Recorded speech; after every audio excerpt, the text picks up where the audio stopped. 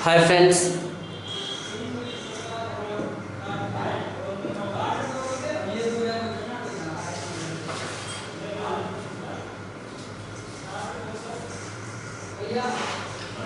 you are very most welcome on Unique Study with Ajay।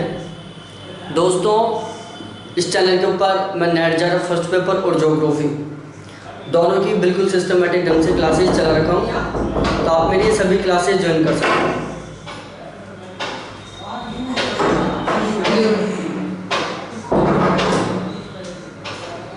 तो देखो, आज हम पढ़ेंगे पर्यावरण। क्या पढ़ेंगे? पर्यावरण।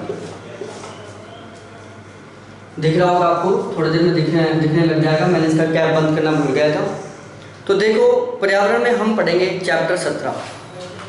इससे पहले हम चैप्टर 16 कंप्लीट करवा चुके हैं। चैप्टर 17 पढ़ेंगे, जो बहुत इंपॉर्टेंट चैप्टर है। यहाँ पर चैप्टर 17 में हम डिस्कस करेंगे कुछ कॉन्सेप्ट्स हैं, सम्मेलन हैं, जिनके बारे में। तो हम जो इससे पहले पढ़ा था चैप्टर 16, उसमें हमने पढ़ा था पेरिस समझौते के बारे में, पेरिस कॉन्फ्रेंस के बारे में, जो कहाँ हुई थी, कैसे हुई थी, उसमें क्या क्या इंपॉर्टेंट पॉइंट थे, वो सारा हमने वहाँ पर क्लियर कर लिया था। और अब हम पढ़ेंगे कार्बन सिंक। इसमें हम 2-3 टॉपिक क्लियर करेंगे आपके। तो हम स्टार्ट करते हैं सबसे पहले कार्बन सिंक से, ठीक है। और आपकी तैयारी कैसे चल रही है? बिल्कुल अच्छी तरीके से पढ़ना। हमें एक बार पढ़ना है, बार बार नहीं पढ़ना है, पूरी ज़िंदगी भर नहीं पढ़ना है। लाइफ में और भी एंजॉय करना है, मौज मस्ती करनी है, लेकिन सक्सेस हो गए। बिना सक्सेस किए हुए मौज मस्ती करने में मज़ा नहीं आता। देखो, चाहे कमाओ 10 रुपये, लेकिन जब हम खुद कमा के खुद मज़े लेते हैं, मज़ा ही अलग आता है। तो सेल्फ डिफेंस बनो, सक्सेस हो, और फिर उसके बाद पूरी लाइफ मौज मस्ती करो। ऐसे नहीं कि आप 36 साल की एज में सक्सेस हो रहे हो। 36 साल 36 साल तक मोस्टली आधी से ज़्यादा एज निकल जाती है, और फिर उसके बाद लाइफ बचती क्या है? 36 साल की एज में मोस्टली 8-10 साल के बच्चे हो जाते हैं, जो मौज मस्ती का टाइम है वो निकल चुका होता है। तो इतना कुछ करो, इस तरीके से पढ़ो कि आप बहुत जल्दी सक्सेस हो जाओ, इसी एग्ज़ाम में सक्सेस हो जाओ, और बाकी का जो टाइम है वो बिल्कुल एंजॉय के साथ निकालो, बिल्कुल खुशी के साथ लाइफ निकालो। ज़िंदगी मिली है तो ऐसे ही थोड़ी ना है यार कि उसको हम वैसे निकाल दें। हमें सक्सेस भी होना है और लाइफ का एंजॉय भी करना है, दोनों काम करना है। तो सक्सेस भी होना है, एंजॉय भी करना है, दोनों काम करना है। आप सक्सेस लेट होगे तो भी आपको होना है, आप जल्दी होगे तो भी आपको होना है, लेकिन अंतर इतना है, आप जल्दी सक्सेस हो जाओगे तो लाइफ का लंबे टाइम तक एंजॉय कर पाओगे, और यदि आप लेट सक्सेस होंगे लाइफ का कम टाइम एंजॉय कर पाओगे, ज़्यादा टाइम आप वैसे निकाल दोगे, ठीक है। तो बहुत सारा लेक्चर हो चुका है। अब हम हमारे मेन टॉपिक पर आते हैं, चैप्टर 17।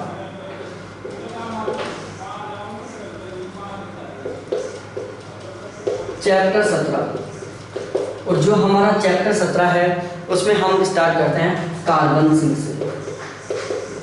इससे कार्बन सिंक। देखो, कार्बन सिंक क्या है, इससे हम स्टार्ट करें हमारा चैप्टर। देखो, जो कार्बन सिंक है, ये कार्बन के स्टोरेज की एक नेचुरल और सिंथेटिक दोनों तरीके की एक प्रक्रिया। नेचुरल का मतलब प्राकृतिक और सिंथेटिक का मतलब कृत्रिम। तो जो ये कार्बन सिंक है वो कार्बन के स्टोरेज भंडारण की एक प्राकृतिक और कृत्रिम प्रक्रिया है।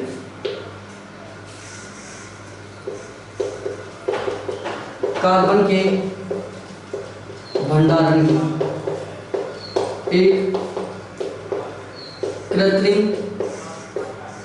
एवं प्राकृतिक प्रक्रिया, ठीक है। कार्बन सिंक कार्बन के स्टोरेज की एक प्राकृतिक और कृत्रिम प्रक्रिया है। इसमें क्या किया जाता है?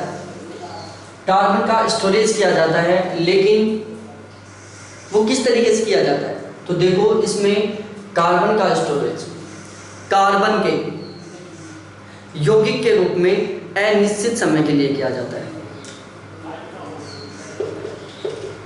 कार्बन का भंडारण, क्या भंडारण, कार्बन का भंडारण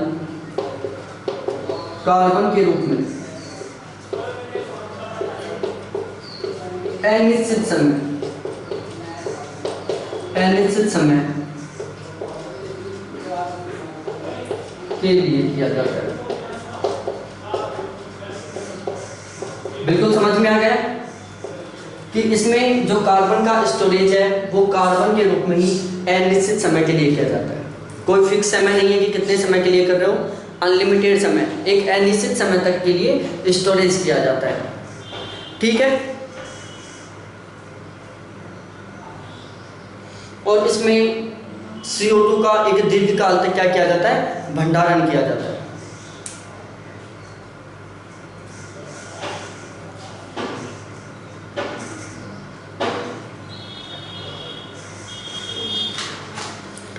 अब जो कार्बन सिंक है इसको दो पार्ट्स में डिवाइड किया गया है। मैंने बताया था कि जो कार्बन का स्टोरेज है वो दो तरीके से होता है, एक नेचुरल तरीके से होता है, एक साइंटिफिक तरीके से होता है। तो अब हम दोनों को पढ़ते हैं कि नेचुरल तरीके से कैसे होता है और सिंथेटिक तरीके से कैसे होता है। तो सबसे पहले हम बात करते हैं कार्बन, प्राकृतिक कार्बन सिंक। पहले हम बात करते हैं कार्बन सिंक। कार्बन सिंक ये दो प्रकार का होता है, एक प्राकृतिक कार्बन सिंक, समझ में आ रहा होगा, और दूसरा है कृत्रिम कार्बन सिंक। ठीक है, अब हम सबसे पहले स्टार्ट करते हैं प्राकृतिक कार्बन सिंक से। किससे? प्राकृतिक कार्बन सिंक। किससे? प्राकृतिक कार्बन सिंक। कि प्राकृतिक कार्बन सिंक क्या होता है, कैसे किया जाता है, तो इसके लिए हमें सबसे पहले इसको समझना होगा। देखो सबसे पहले मैं बता दूं, नाम से ही पता चल रहा है प्राकृतिक कार्बन सिंक, मतलब इसमें जो कार्बन का स्टोरेज है वो नेचुरल तरीके से किया जाता है। कैसे किया जाता है? प्राकृतिक तरीके से किया जाता है, नेचुरल तरीके से किया जाता है। अब नेचुरल तरीके से किस तरीके से हो सकता है? या तो पेड़ पौधों के द्वारा हो सकता है, महासागरों के द्वारा हो सकता है, या किसी भी अन्य प्राकृतिक सोर्स के द्वारा हो सकता है। ऐसे ही हो सकता है, ऐसे थोड़ी ना है कि चलो मानव बना के कर दिया। वो मानव करेगा कार्बन का स्टोरेज अपनी खुद की किसी एक प्रक्रिया द्वारा, तो वो कृत्रिम कार्बन सिंक होगा, ना कि प्राकृतिक कार्बन सिंक। तो देखो कार्बन सिंक एक तो करते हैं पेड़ पौधे कार्बन सिंक करते हैं। वो किस तरीके से करते हैं कि पेड़ पौधे प्रकाश संश्लेषण की क्रिया द्वारा अपना भोजन तैयार करते हैं।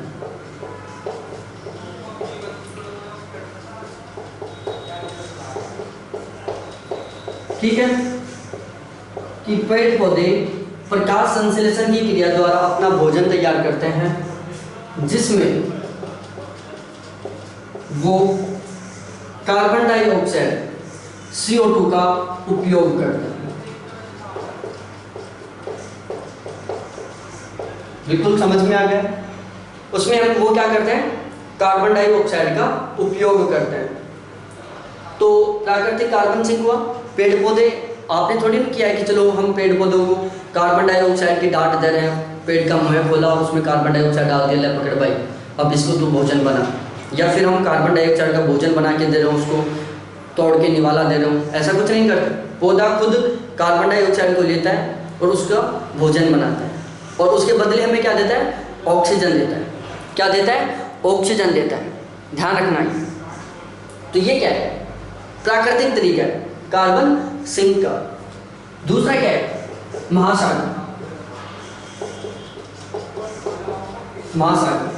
महासागर क्या करते हैं? ये कार्बन डाइऑक्साइड को सौंप लेते हैं। क्या कर लेते हैं? सौंप लेते हैं। जो महासागर होते हैं वो कार्बन डाइऑक्साइड को सोख लेते हैं। अब आप सोच रहे होगे यार महासागर कार्बन डाइऑक्साइड का क्या करेंगे, उनके कार्बन डाइऑक्साइड क्या काम आएगी जिसकी वजह से वो इसको सोखेंगे।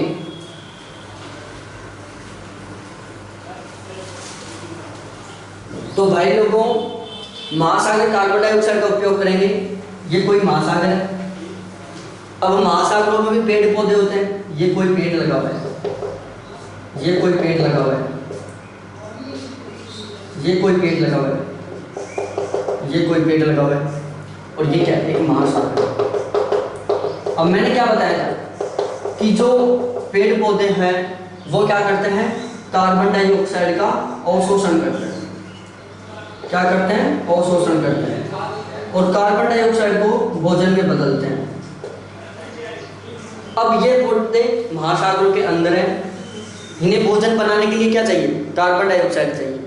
तो ये कार्बन डाइऑक्साइड कहाँ से लेंगे, ये महासागरों से कार्बन डाइऑक्साइड लेंगे। और महासागर कार्बन डाइऑक्साइड कहाँ से लेंगे, वो लेंगे वायुमंडल से। जब महासागर वायुमंडल से कार्बन डाइऑक्साइड लेंगे, फिर महासागरों से पेड़ पौधे कार्बन डाइऑक्साइड लेंगे और उसे अपने भोजन में कन्वर्ट करेंगे। ठीक है, तो ये दोनों हैं पेड़ पौधे और महासागर, जो प्राकृतिक कार्बन सिंक के सबसे बेस्ट एग्जाम्पल है। बिल्कुल कंटिन्यू रहते हुए आगे हम डिस्कस करते हैं।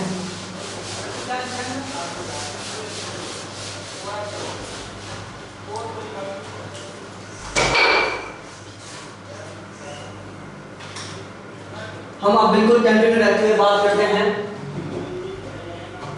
बिल्कुल कंटिन्यू रहते हुए हम बात करते हैं कृत्रिम कार्बन सिंक।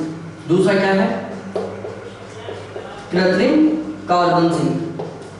तो देखो कृत्रिम कार्बन सिंक क्या होता है, इसमें सिंथेटिक होता है।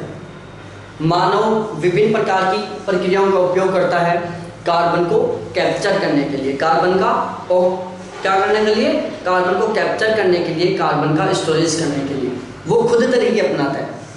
सपोज दैट मैं एक ऐसी मशीन का निर्माण करूं जो कार्बन डाइऑक्साइड का अवशोषण कर ले, जो कार्बन का अवशोषण कर ले, या फिर मैं एक ऐसी मशीन बनाऊं जो कार्बन डाइऑक्साइड को ऑक्सीजन में कन्वर्ट कर दे।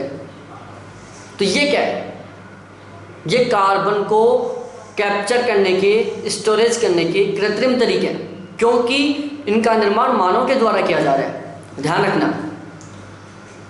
तो कृत्रिम कार्बन सिंक के दो एग्जाम्पल हैं। सबसे पहला होता है लैंडफिलम। लैंडफिलम क्या है, लैंडफिलस है, सॉरी फिल्म नहीं, फिलस है। पहला है लैंडफिलस और दूसरा क्या है, दूसरा है कार्बन कैप्चर। कार्बन कैप्चर एवं स्टोरेज। Carbon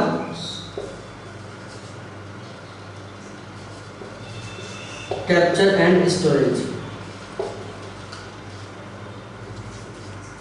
CCS। इसका शॉर्ट फॉर्म है CCS, कार्बन कैप्चर स्टोरेज। ध्यान रखना, ये दोनों कार्बन, कृत्रिम कार्बन सिंक के एग्जाम्पल है।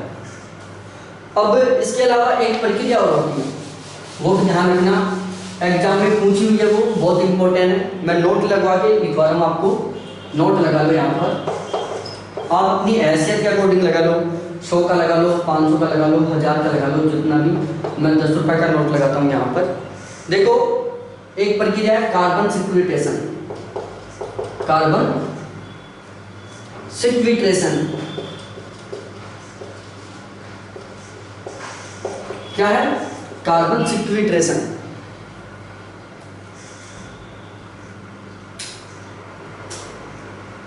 कार्बन सिक्विट्रेशन क्या होता है, एग्जाम में पूछा हुआ है कि कार्बन सिक्विट्रेशन क्या है। वह प्रक्रिया जिसके द्वारा वायुमंडलीय कार्बन डाइऑक्साइड से कार्बन को अलग किया जाता है। वह प्रक्रिया जिसके द्वारा वायुमंडलीय कार्बन डाइऑक्साइड से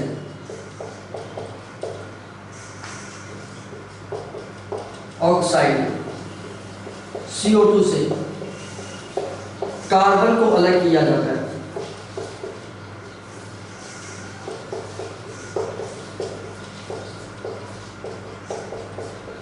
कि वह प्रक्रिया जिसके द्वारा वायुमंडलीय कार्बन डाइऑक्साइड से कार्बन को अलग किया जाता है, तो उसको हम कार्बन सिक्वेस्ट्रेशन बोलते हैं। उन्होंने क्या किया था, ये तो क्वेश्चन दिया था, क्वेश्चन एक दे दिया कि वह प्रक्रिया जिसके द्वारा वायुमंडलीय कार्बन डाइऑक्साइड से कार्बन को अलग किया जाता है, उस प्रक्रिया को क्या बोलते हैं। पहला ऑप्शन था कार्बन सिक्वेस्ट्रेशन, दूसरा था नाइट्रोजनीकरण, तीसरा ऑप्शन था सी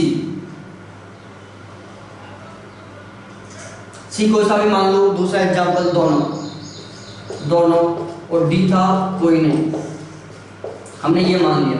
वहां पर 2 ऑप्शन और थे, मेरे याद नहीं आ रहे इसलिए मैंने मना कर दिया। चलो दूसरा ऑप्शन मैं दे देता हूँ। तीसरा है ऑक्सीकरण, और चौथा है कार्बोनीकरण। साइंस का रहेगा तो थोड़ा थोड़ा ध्यान रखता है। ये 4 ऑप्शन दे दिए, कार्बन सिक्वेस्ट्रेशन, ऑक्सीकरण, नाइट्रोजनीकरण और कार्बोनीकरण।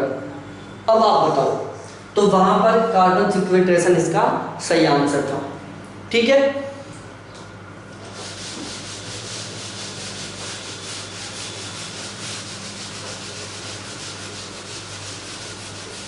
देखो जो ज्योग्राफी के स्टूडेंट हैं उनके यहाँ पर डबल फायदा हो रहा है। एक तरफ से उनका ज्योग्राफी भी थोड़ा बहुत क्लियर हो रहा है और दूसरी साइड से आपका उनका फर्स्ट पेपर भी क्लियर हो रहा है। सबसे ज़्यादा बेनिफिट उठा रहे हैं वो यहाँ।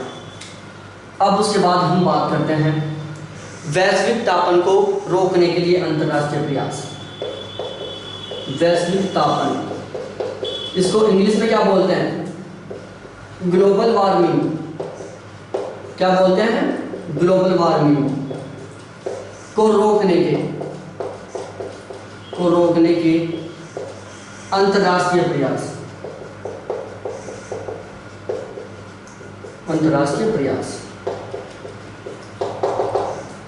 वैश्विक तापन या ग्लोबल वार्मिंग को रोकने के लिए अंतर्राष्ट्रीय प्रयास। हम सबसे पहला बात करते हैं मानव पर्यावरण पर संयुक्त राष्ट्र सम्मेलन। मानव पर्यावरण पर संयुक्त राष्ट्र सम्मेलन। मानव पर्यावरण पर संयुक्त राष्ट्र सम्मेलन, United nation conference on human environment. United nation conference on human environment. ठीक है, इसका शॉर्ट फॉर्म है UNCHE। ठीक है, पूछ लेते हैं एग्जाम में कि UNCHE का फुल फॉर्म बताओ, इस तरीके से पूछ लेता है। तो आपको याद रखना है UNCHE का फुल फॉर्म है United nation conference on human environment. बिल्कुल ध्यान रखना है ये आपको। अब हम बात करते हैं इसके बारे में। देखो ये क्या था, जो ये था, ये कहाँ पर हुआ था, स्टॉकहोम में हुआ था। कहाँ पर हुआ था, स्टॉकहोम में हुआ था। स्टॉकहोम में हुआ था। कहाँ पर हुआ था, स्टॉकहोम में हुआ था। और इसी कारण इसको स्टॉकहोम सम्मेलन भी बोलते हैं। क्या बोलते हैं, स्टॉकहोम सम्मेलन।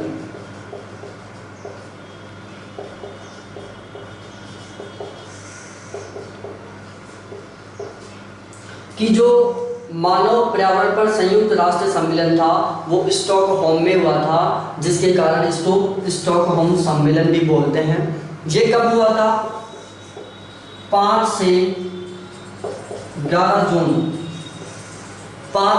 जून 1972 को हुआ था। ये था जो 6 दिन तक चला था, जिसमें 5 जून से लेकर 11 जून तक चला था, जो कि 1972 में हुआ था। और तभी से 5 जून को 5 जून को 1972 से 5 जून को 1972 से पर्यावरण दिवस के रूप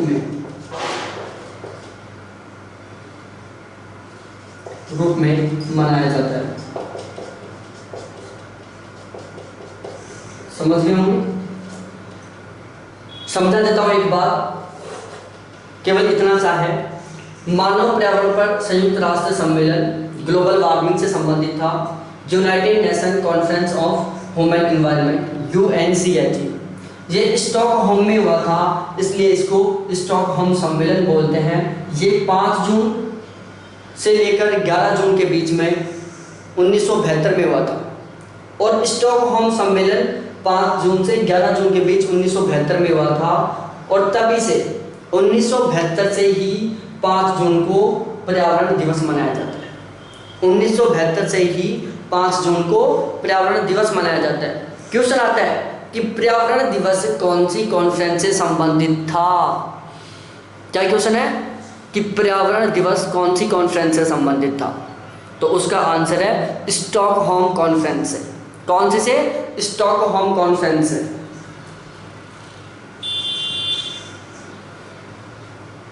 ठीक है, अब हम आगे बात करते हैं नेक्स्ट कॉन्फ्रेंस की। वही ग्लोबल वार्मिंग से रिलेटेड है वो भी। ठीक है, मार्केस सम्मेलन दूसरा है मार्केस सम्मेलन।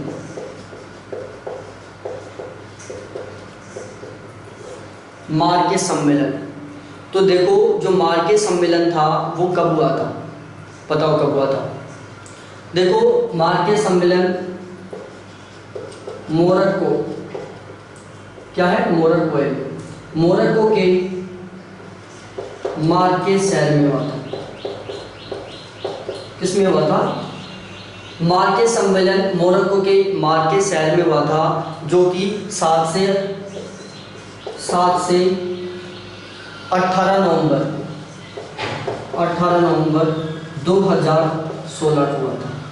मार्केस सम्मेलन मोरक्को के मार्केस शहर में हुआ था 7 से 18 नवंबर के बीच में 2016 को हुआ था। और ये COP 22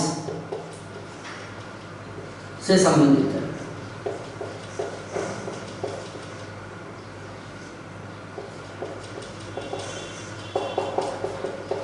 किससे संबंधित है? COP 22 से संबंधित है। एक तरीके से मैं बोल सकता हूं कि जब कॉन्फ्रेंस ऑफ पार्टीज का 22वां सम्मेलन हुआ था, उसी में ही मार्केस सम्मेलन को प्रतिपादित किया गया था। मार्केस सम्मेलन कौन सी कॉन्फ्रेंस की देन है? कॉन्फ्रेंस ऑफ पार्टीज 22 की।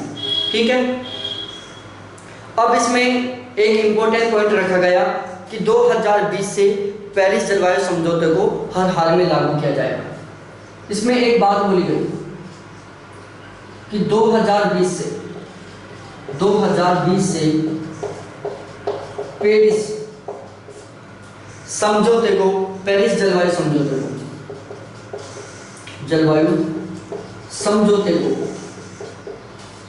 को हर हाल में लागू किया जाएगा। समझ में आ गया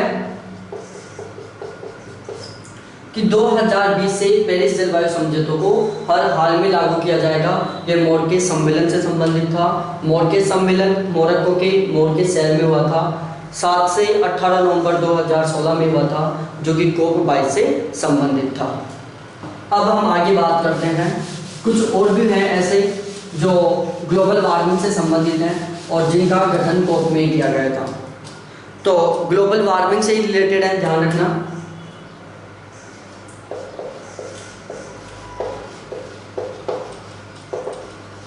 किससे?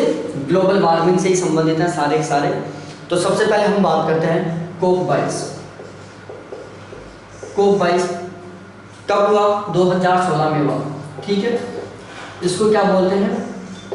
मार्केस सम्मेलन बोलते हैं, जो मैंने अभी आपको समझा दिया। ठीक है, उसके बाद आते हैं हम कोप 23। कोप 23, जो कोप 23 था वो 2017 में हुआ। कब हुआ? 2017 में हुआ। इसको बॉन सम्मेलन बोलते हैं। क्या बोलते हैं? बॉन सम्मेलन। ठीक है।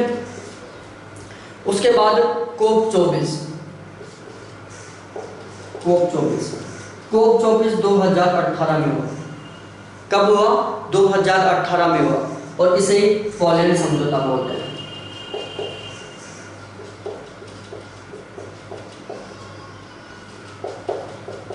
क्या बोलते हैं? पोलैंड समझौता बोलते हैं।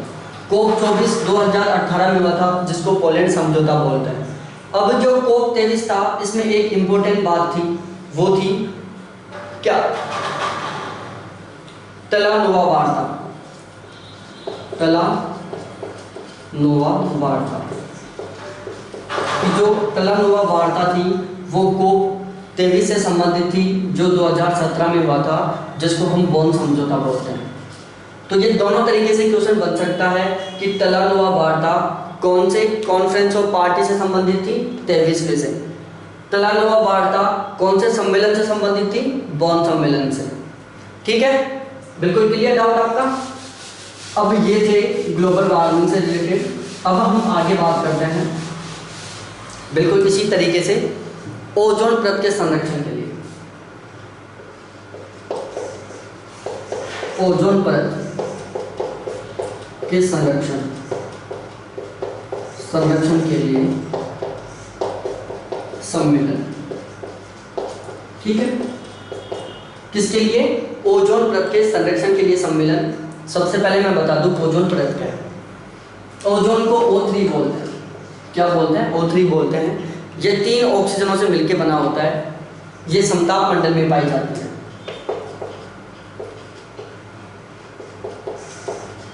कहाँ पाई जाती है? समताप मंडल में पाई जाती है। इसको मैं पढ़ाऊंगा आपको नेक्स्ट आगे। ओजोन गैस को पूरा पढ़ा दूंगा मैं आपको। यहाँ से क्वेश्चन बनता रहता है।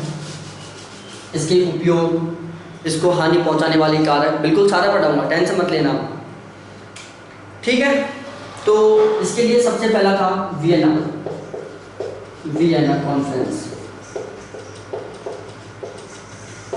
कौन सा सम्मेलन? वियना सम्मेलन।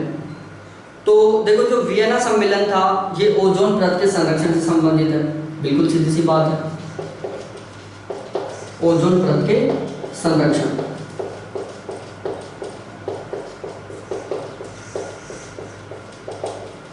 ठीक है, जो वियना कॉन्फ्रेंस है वो ओजोन परत के संरक्षण से संबंधित है।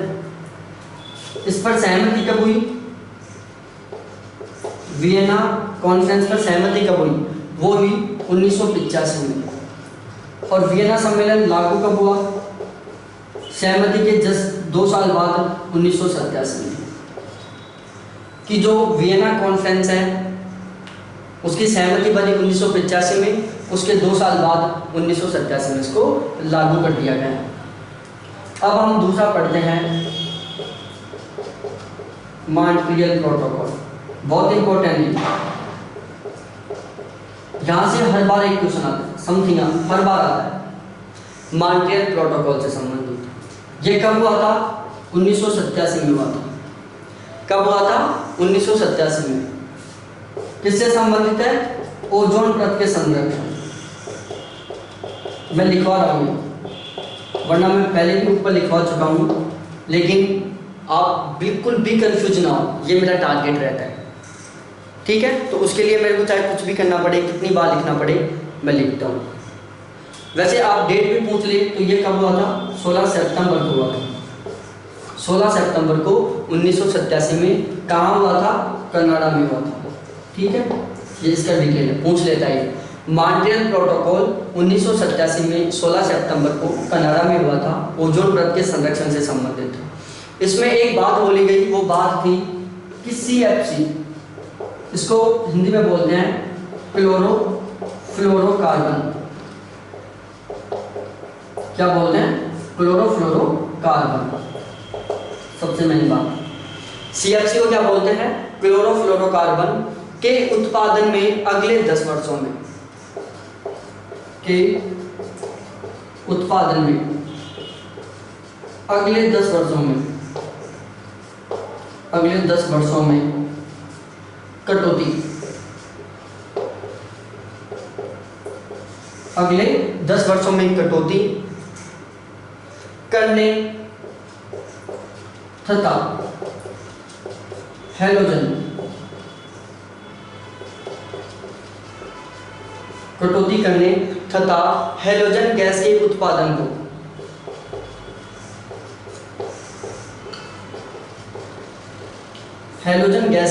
उत्पादन को पूर्णतः समाप्त करना।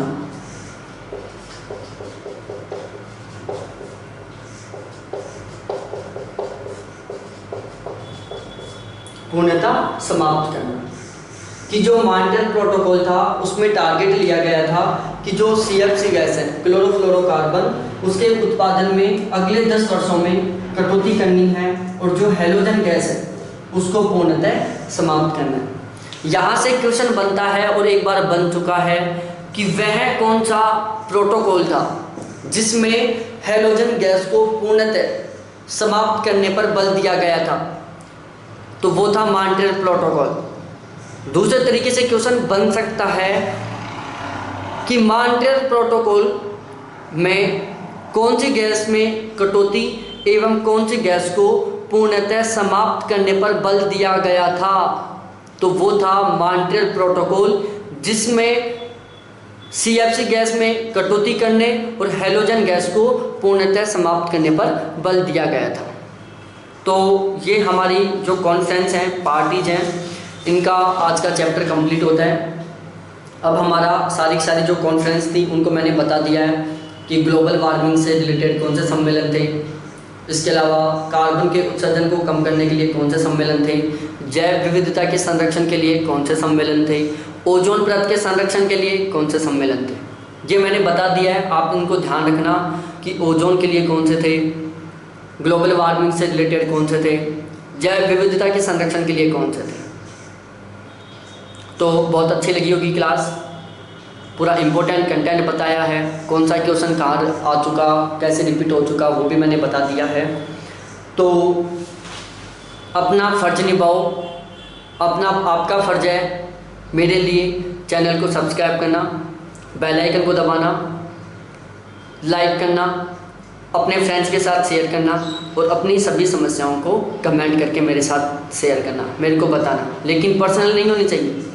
कभी आ जाए कि सर सुनीता ने मेरे को अपने मोबाइल नंबर नहीं दिए, रमेश ने मेरे को बार बार डिस्टर्ब किया है, ऐसा कुछ नहीं होना चाहिए। इज्जत का ध्यान रखना है। तो आपने नोट्स बनाए होंगे, वीडियो को 2 मिनट के लिए रोको, 3 मिनट के लिए रोको, 5 मिनट के लिए रोको और जो कंटेंट मैं आज लिखाया हूँ इस वीडियो में उसको पूरे को रटो एक बार।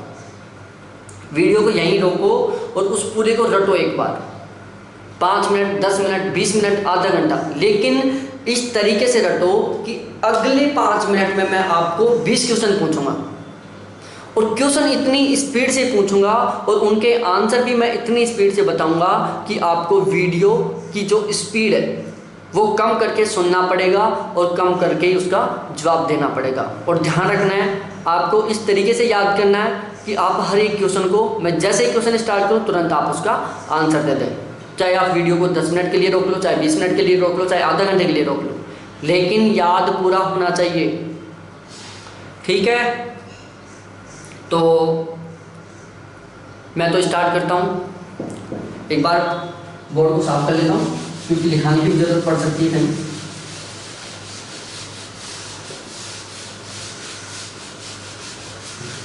तैयार हो गए? कर लिया होगा आपने रिवीजन। मैं स्टार्ट कर देता हूँ।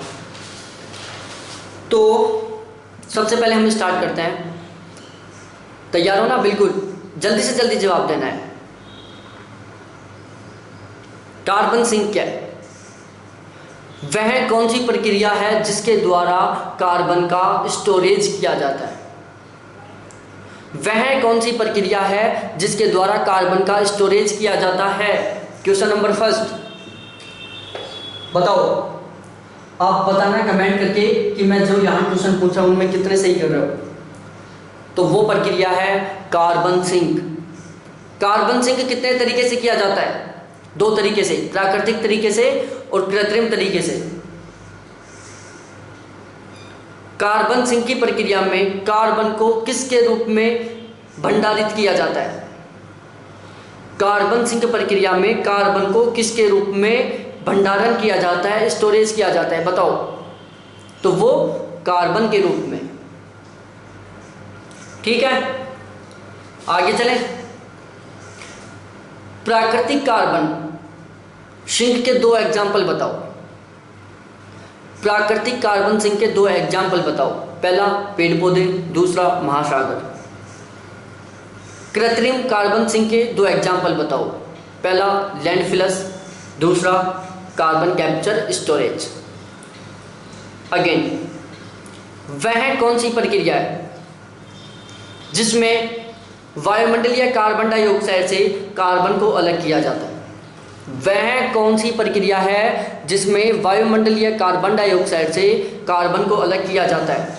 तो वो है कार्बन सिक्विट्रेशन। ठीक है, आगे चलें। नेक्स्ट क्वेश्चन, ग्लोबल वार्मिंग के संबंध में किन्हीं 5 अंतरराष्ट्रीय कॉन्फ्रेंस का नाम बताओ। ग्लोबल वार्मिंग के संबंध में किन्हीं 5 इंटरनेशनल कॉन्फ्रेंस का नाम बताओ, जल्दी बताओ, वेट नहीं करूंगा मैं आपका। ठीक है, पहला बताओ। पहली है UNCHE। UNCHE इसका फुल फॉर्म बताओ, United nation conference human environment. ठीक है, दूसरा है मार्केस सम्मेलन। ठीक है, तीसरा बॉन सम्मेलन। ठीक है, चौथा कौन सा है बताओ? चौथा है पोलैंड समझौता।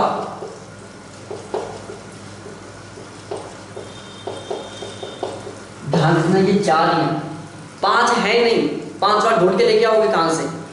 और ढूंढ के ले आओ यदि आपको पता हो तो, मैं नहीं रोकूंगा। लेकिन ये 4 बहुत इंपॉर्टेंट है ग्लोबल वार्मिंग के संबंध में इंटरनेशनल कॉन्फ्रेंस, जिनको आपको ध्यान रखना बहुत जरूरी है। तो आप इनको बता सकते हो कब कब हुए थे? UNCHE कब हुआ था? ये हुआ था COP22 में।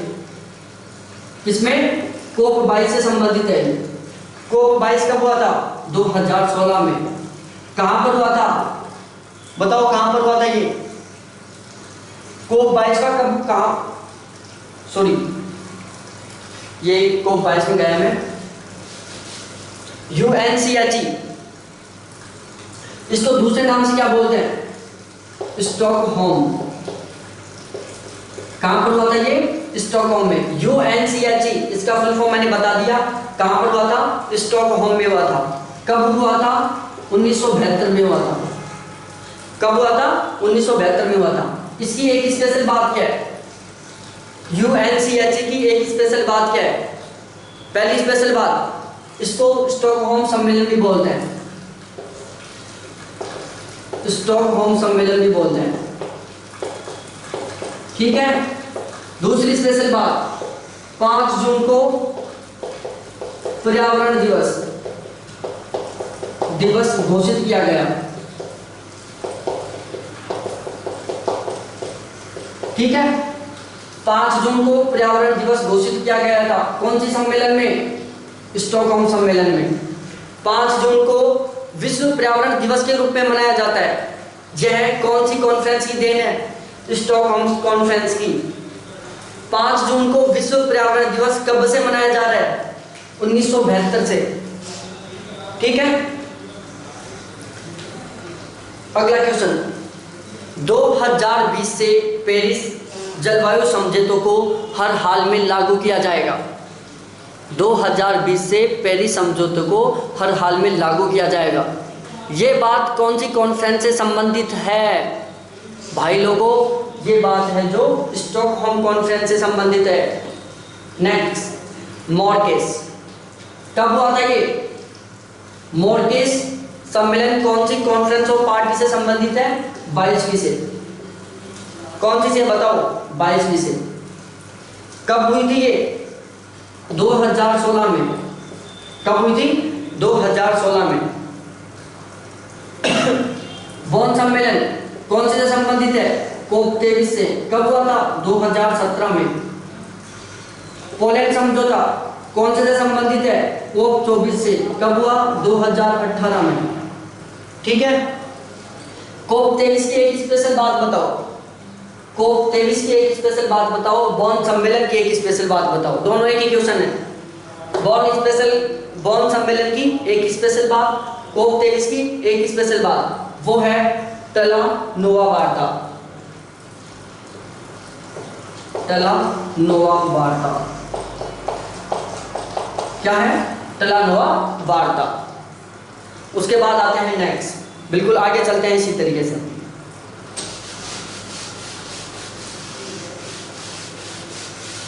आ जाओ तो भाई लोगों आगे, इतने तक आगे आ जाओ। ओजोन परत के संरक्षण, ये कौन सी गैस है? ओजोन है। इसके संरक्षण के लिए कितने अंतरराष्ट्रीय सम्मेलन हुए? एक तो था वियना और दूसरा है मॉन्ट्रियल। क्या है? मॉन्ट्रियल। ओजोन के संरक्षण के लिए एक वियना था, एक मॉन्ट्रियल था। अब आपको नाम सुनते ही, वियना और मॉन्ट्रियल का नाम सुनते ही जो मैंने लिखाया है वो आपके दिमाग में छप जाना चाहिए। यदि अभी भी आपके दिमाग में नहीं छपा है, आपको अभी भी नहीं पता है कि वियना और मॉन्ट्रियल क्या है, तो प्लीज़ वीडियो को यहीं रोको और एक बार अपने नोट्स को उठाओ जो आपने अभी लिखे हैं और वहाँ से पढ़ो। पढ़ना नहीं है, रटना है। उसको वहाँ से रटो और फिर वीडियो को चालू करो। मैं क्वेश्चन बनाता हूँ। वियना सम्मेलन कब हुआ था? इसको सहमति कब मिली थी? 1985 में। लागू कब हुआ? 1987 में। दो बात है इसलिए, केवल दो बात। मॉन्ट्रियल प्रोटोकॉल, मॉन्ट्रियल प्रोटोकॉल बताओ क्या है ये? कब हुआ था ये? 16 सितंबर 1987 को। जहां पर आप कंफ्यूज नहीं होंगे, लागू हुआ वियना सम्मेलन 1987 में, वहीं मॉन्ट्रियल प्रोटोकॉल बना 1987 में। वियना कॉन्फ्रेंस कब बनी? 85 में। लागू कब हुई? 87 में। मॉन्ट्रियल प्रोटोकॉल कब बना? 87 में। ठीक है। अब इसमें क्या किया गया? क्वेश्चन बनता है बहुत मस्त, शानदार सा क्वेश्चन बनता है, बहुत इंपॉर्टेंट क्वेश्चन है, रट लेना है उसको। क्वेश्चन, कौन सी कॉन्फ्रेंस थी? कौन सी कॉन्फ्रेंस थी? फ्रेंस थी जिसमें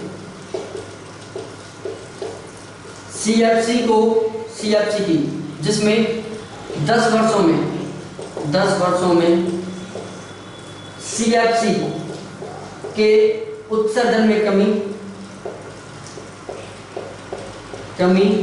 एवं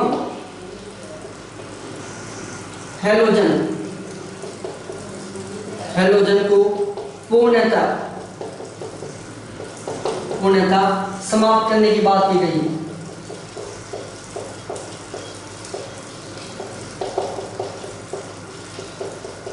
बताओ कि कौन सी कॉन्फ्रेंस थी जिसमें 10 वर्षों में सीएफसी के उत्सर्जन में कमी एवं हैलोजन को पूर्णतः समाप्त करने की बात की गई? तो वही था मॉन्ट्रियल प्रोटोकॉल। ध्यान रखना। दूसरे तरीके से क्वेश्चन पूछ सकता है कि ऐसा कौन सा कॉन्फ्रेंस था जिसमें हैलोजन को पूर्णतः समाप्ति की बात की गई? Montreal protocol. ठीक है। एक तरीके से और पूछ सकता है कि मॉन्ट्रियल प्रोटोकॉल में कौन सी गैस को पूर्णतः समाप्त करने एवं कौन सी गैस के उत्पादन या उत्सर्जन में कमी करने की बात की गई थी? तो भाई लोगों, मॉन्ट्रियल प्रोटोकॉल में जो सीएफसी गैस थी उसकी कमी करने की बात की गई थी और हैलोजन को पूर्णतः समाप्त करने की बात की गई थी। ठीक है। मस्त तरीके से 3 बार रिवीजन हो गया। पहला पढ़ाया, तब दूसरा बीच में रुका के, तीसरा रिवीजन करा के। ओके, मैंने अपनी ड्यूटी पूरे तरीके से, पूरे ईमानदारी से निभाई है। अब आपकी बारी है। आपकी बारी है। अब आप क्या करते हो? आप अपनी भी ड्यूटी पूरी ईमानदारी के साथ निभाओ।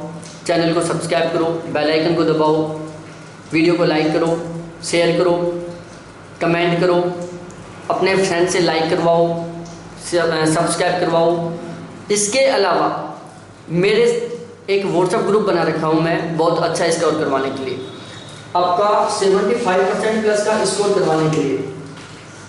फर्स्ट पेपर में 75% प्लस, एक तरीके से मैं बोल सकता हूँ 76%, 75% प्लस स्कोर करवाने के लिए मैं एक व्हाट्सएप ग्रुप बना रखा हूँ 7891350470। ये उसके कॉन्टैक्ट नंबर है 7891350470। आप मेरे इस व्हाट्सएप ग्रुप में जुड़े, 100% आपको बहुत बेनिफिट मिलेगा, क्योंकि मैं यहाँ पर रेगुलर 20 प्रैक्टिस क्वेश्चन डालता हूँ, रेगुलर 20 प्रैक्टिस क्वेश्चन डालता हूँ फुल डिस्क्रिप्शन के साथ। Math, reasoning, logical reasoning, DI इनके क्वेश्चन डालता हूँ विद बेस्ट सॉल्यूशन के साथ। करंट डालता हूँ, बिल्कुल इम्पोर्टेंट करंट, सारे वीडियो डालता हूँ, सारी पीडीएफ डालता हूँ। मैं जो ये पढ़ाया हूँ इसकी पीडीएफ भी डालूंगा वहाँ, ठीक है। तो कैसी है तैयारी? बिल्कुल मस्त है। और अच्छी तरीके से तैयारी करो, दिमाग में कीड़ा चलाओ। जेआरएफ लेना है, किसका? जेआरएफ का। नेट की तो सोचना नहीं है, जेआरएफ लेना है और इसी एग्जाम में लेना है। 5 साल के बच्चे बन के जियो, जो अपना देखो टारगेट है ना, वैसे तो मैच्योर बनो, एज के अकॉर्डिंग मैच्योर बनो, क्योंकि आप बहुत बड़े हो चुके हो। लेकिन जो आपका टारगेट है ना, उस टारगेट के लिए आप 5 साल के बच्चे बन जाओ। क्या बन जाओ? 5 साल के बच्चे बन जाओ। आपके फैमिली में, या फिर आपने देखा होगा कि जो 5 साल का बच्चा होता है ना, वो कैसी फैमिली में हो, किसी की फैमिली में हो, बिल्कुल सेम होता है वो। 5 साल के बच्चे का एक रूल होता है, उसकी कोई चीज़ है, उसने सोच लिया कि मेरे को ये चीज़ चाहिए, तो उसकी जिद रहती है कि उसे केवल वही चीज़ चाहिए। वो उसकी जैसे दूसरी चीज़ भी नहीं लेना पसंद करता, और वो उसके बिना रहता भी नहीं है, और उसको वो तुरंत चाहिए। ये जानते हो ना कि 5 साल का बच्चा कोई सोच लिया कि मेरे को ये चीज़ चाहिए, तो वो उसको चाहिए, उसी टाइम चाहिए, और वैसे ही चाहिए, उसकी जैसी दूसरी भी नहीं चाहिए। वो क्या है? उसकी जिद है, और वो लेके ही रहता है, चाहे उसके लिए उसको कितनी पिटाई क्यों ना खानी पड़े, कितनी डांट क्यों ना खानी पड़े। लेकिन वो तब तक नहीं रुकता, तब तक रोने से चुप नहीं होता, जब तक उसको बिल्कुल वो की वो चीज़ नहीं मिल जाती। तो अपना टारगेट भी बिल्कुल इसी तरीके से बनाओ कि मेरे को जेआरएफ लेना है, उसके लिए मेरे को कितना ही क्यों ना पढ़ना पड़े, कितनी ही कम नींद क्यों ना लेनी पड़े, कितनी ही ज़्यादा क्यों ना मेहनत करनी पड़े, लेकिन जेआरएफ लेना है। नेट नहीं लेना है, नेट तक सेटिस्फाई नहीं रहना है आपको। और ऐसे भी नहीं कि मैं इससे अगले वाले एग्जाम में ले लूँगा, नहीं, यही सबसे बड़ी गलती है। जेआरएफ लेना है, अब की बार ही लेना है, इसी एग्जाम में लेना है, हर हाल में लेना है। बच्चे बन के जिद कर लो कि जेआरएफ लेके रहूँगा, कोई नहीं रोक सकता। जेआरएफ चाहिए, जेआरएफ, और वो भी अच्छे मार्क्स के साथ। ऐसे नहीं कि केवल पासिंग मार्क्स लेके आ गया, खुश हो गया, मेरा जेआरएफ हो गया। नहीं नहीं, टॉप आना है, टॉप, बिल्कुल गजब वाले मार्क्स। दूसरे को दिखाओ तो भी यार सीना फुल जाए, ओ तेरी मेरे कितने मार्क्स आए हैं, देख लेके आया कभी इतने मार्क्स, इस तरीके से बोलने का मौका मिले, तब है मज़ा। ठीक है, फिर मिलते हैं नेक्स्ट वीडियो के साथ, बाय।